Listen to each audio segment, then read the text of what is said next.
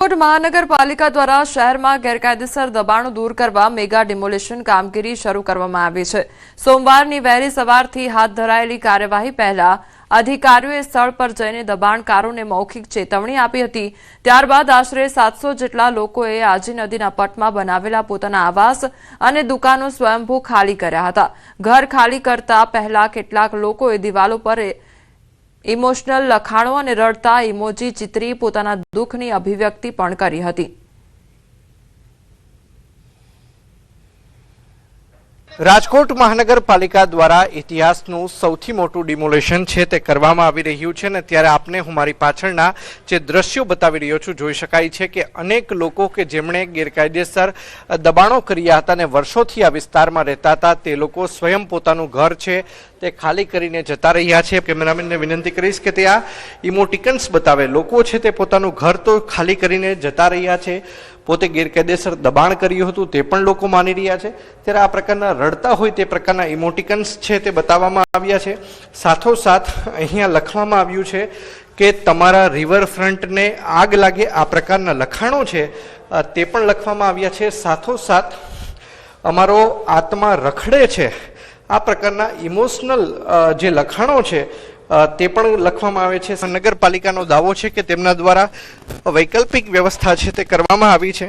તો બીજી તરફ સવારથી જ આ પ્રકારની કામગીરી છે તે કરવામાં આવી રહી છે। મહાનગરપાલિકાનું કહેવું છે કે 7 ઝોનની અંદર આ ડિમોલેશનની કામગીરી કરવામાં આવી રહી છે, તેમજ ક્લાસ 1 ક્લાસ 2 ઓફિસરની 47 જેટલી ટુકડીઓ છે તે પણ બનાવવામાં આવી છે। ભુવનેશ્વરમાં બુલડોઝર ગર્જના ગેરકાયદેસર દબાણો પર ફરી વળ્યું છે બુલડોઝર। ત્યારે પ્રથમ ફેઝમાં 1400 મકાનો પર કાર્યવાહી કરવામાં આવી રહી છે। ડિમોલેશન પર પોલીસની સતત ડ્રોન નજર પણ રાખવામાં આવી રહી છે। જંગલેશ્વરમાં પોલીસનો ચુસ્ત બંદોબસ્ત ગોઠવાયો છે તો 260થી વધુ મશીનો સાથે ડિમોલેશનની કામગીરી હાથ ધરવામાં આવી છે। રાજકોટના ઇતિહાસનું સૌથી મોટું ડિમોલેશન અત્યારે જંગલેશ્વર ખાતે થઈ રહ્યું છે। અહીંયા 1400 થી પણ વધુ બાંધકામ છે આજે તોડી પાડવામાં આવશે। અત્યારે પણ આ કામગીરી છે તે હાથ ધરવામાં આવી રહી છે। આપ દ્રશ્યોમાં પણ જોઈ શકો છો કે જે રીતે આ બાંધકામ છે, આ દુકાન છે, દુકાનને અહીંથી જેસીબીની મદદથી જે છે એ તોડી પાડવામાં આવી રહ્યું છે। ખાસ કરીને જે રીતના વાત કરવામાં આવે તો હાલ જે રાજકોટ શહેર છે ત્યાં છેલ્લા 3 મહિના જેટલા સમયથી જે સ્થાનિક લોકો છે તેમને નોટિસ આપવાની કામગીરી હાથ ધરવામાં આવી હતી। અંતિમ નોટિસ છે તે 2 દિવસ પહેલા આપવામાં આવી હતી અને હાલ જે રીતના વાત કરવામાં આવે તો છેલ્લી 48 કલાકથી સ્થાનિક લોકોને સતત સમજાવવાના પ્રયાસો હાથ ધરવામાં આવ્યા હતા। તેઓ આ જે છે બાંધકામ જે ખાલી કરે 1400 માંથી 1000 થી પણ વધુ લોકો છે તેમણે જે છે બાંધકામો દૂર કરી જે લોકો છે તેમને સ્વેચ્છાએ મકાન ખાલી કર્યા છે। અત્યારે 64 થી વધુ જેસીબી, 90 થી વધુ tractor, 7 Hitachi machine, 5 breaker, 45 gas cutter machine, 14 dumper તેમજ 260 થી વધુ મશીનરી દ્વારા આ જે છે આ કામગીરી હાથ ધરવામાં આવી રહી છે। ખાસ કરીને જે રીતના રાજકોટ શહેરનો જે જંગલેશ્વર વિસ્તાર છે તે પણ ક્યાંક જે છે એ અહીંયા અત્યારે ચુસ્ત બંદોબસ્ત પણ જોવા મળી રહ્યો છે। અહીંયા જે છે રાજકોટ જિલ્લા ઉપરાંત આસપાસના જિલ્લાઓમાંથી પણ પોલીસ ફોર્સ બોલાવવામાં આવી રહી છે, રેપિડો ફોર્સ પણ બોલાવવામાં આવી રહી છે। તમામ જે છે અહીંયા ચુસ્ત સુરક્ષા વ્યવસ્થા પણ ગોઠવી દેવામાં આવી છે। કોઈ અનિચ્છનીય બનાવ ન બને એના માટે આ જે છે વ્યવસ્થા કરવામાં આવી રહી છે। ખાસ કરીને રાજકોટનો જંગલેશ્વર વિસ્તાર છે તે ખૂબ જ જે છે કુખ્યાત પણ માનવામાં આવે છે, કેમ કે અહીંયા અનેક ભૂતકાળમાં હિસ્ટ્રી સીટરો જે છે અહીંથી બહાર આવી ચૂક્યા છે। કેટલીક દેશદ્રોહી પ્રવૃત્તિ કરનારા શખ્સો પણ અહીંયા રહેતા હોવાનું ભૂતકાળમાં સામે આવી ચૂક્યું છે। અત્યારે હાલ જે છે અહીંયા દાદાનું બુલડોઝર છે તે ફરી વળ્યું છે। હાર્દિક જોશી, ન્યૂઝ 18 ગુજરાતી, રાજકોટ। રાજકોટના જંગલેશ્વરમાં તંત્ર દ્વારા મેગા ડિમોલેશન હાથ ધરવામાં આવ્યું છે। ગંગેશ્વર મહાદેવ મંદિર પર ચાલ્યું છે બુલડોઝર। તંત્ર દ્વારા 80 વર્ષ જૂના મંદિરને તોડી પાડવામાં આવ્યું છે અને 12 જેટલા ધાર્મિક દબાણ પણ દૂર કરવામાં આવ્યા છે। વિધિ મુજબ શિવલિંગની ચાલન વિધિ કરવામાં આવી છે। તો રાજકોટના જંગલેશ્વર વિસ્તારમાં ડિમોલેશનની કામગીરી હાથ ધરવામાં આવી છે। ગેરકાયદેસર દબાણો દૂર કરવામાં આવી રહ્યા છે તો ધાર્મિક સ્થળો જે આવેલા છે તેનું પણ દબાણ દૂર કરવામાં આવ્યું છે। રાજકોટ શહેરના જંગલેશ્વર વિસ્તારમાં વહેલી સવારથી ડિમોલેશનની કામગીરી છે તે કરવામાં આવી રહી છે। ત્યારે આપને હું મારી પાછળના જે દ્રશ્યો બતાવી રહ્યો છું આ દ્રશ્યો છે 80 વર્ષ જૂના ગંગેશ્વર મહાદેવ મંદિરના દ્રશ્યો છે।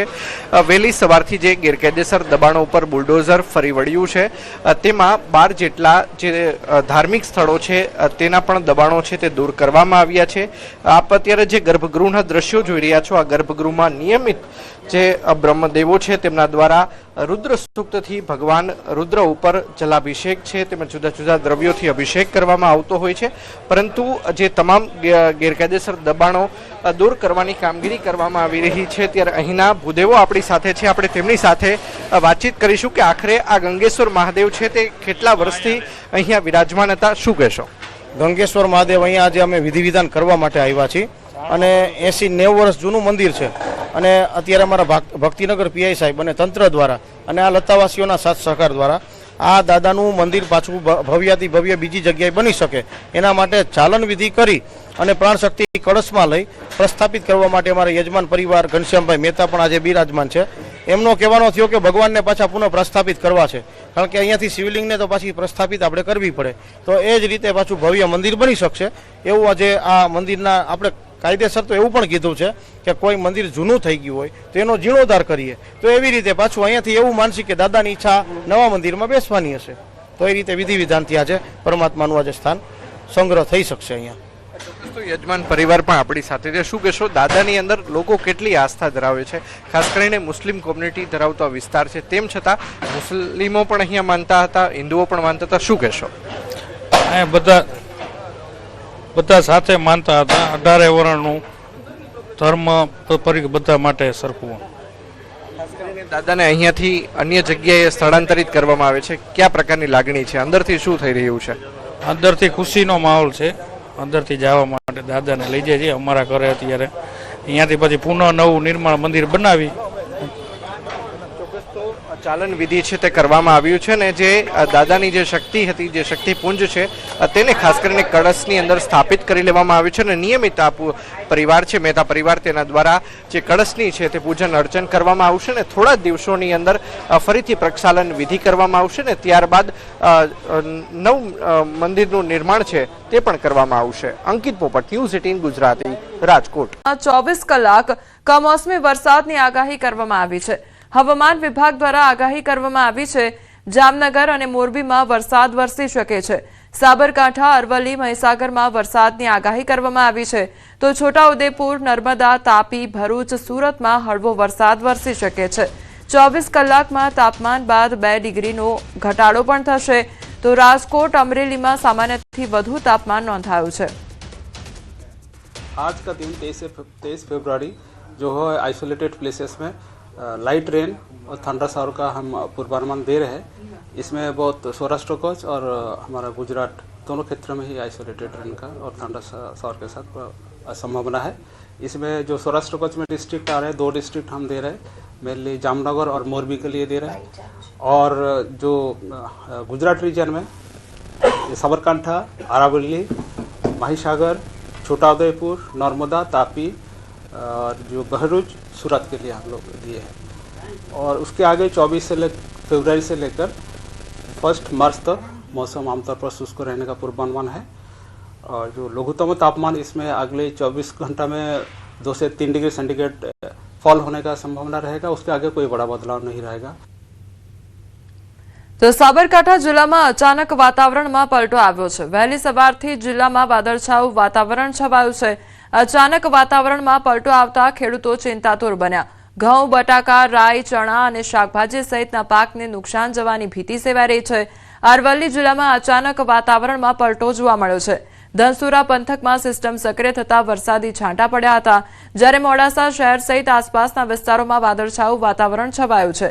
વહેલી સવારથી જ હવામાન બદલાતા ખેડૂતોમાં ચિંતા ફેલાઈ, તો આગાહી મુજબ વધુ વરસાદ આવે તો ઘઉં સહિતના પાકોને નુકસાન જવાની ભીતિ વ્યક્ત કરવામાં આવી છે, જેને કારણે ખેડૂતોના જે મોંમાં આવેલો કોળિયો છે તે પણ છીનવાઈ જવાની સંભાવના ઊભી થઈ છે. આ તરફ મહેસાણામાં વાતાવરણમાં પલટો આવ્યો છે. વાતાવરણ બદલાતા ખેડૂતોના તૈયાર પાક પર ખતરો મંડરાઈ રહ્યો છે.